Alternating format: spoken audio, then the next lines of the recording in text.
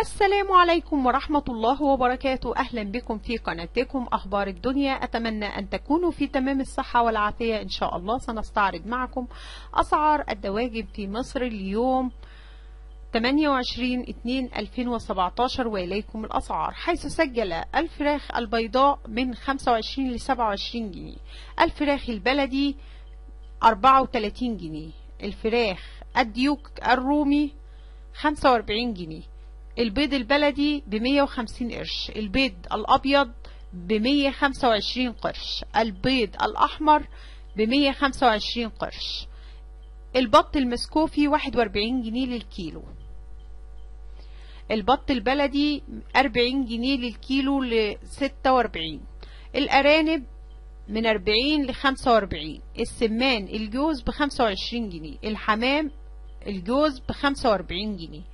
شكرا لاستماعكم الفيديو، برجاء الاشتراك بالقناة ودعمكم لنا، وجزاكم الله كل الخير.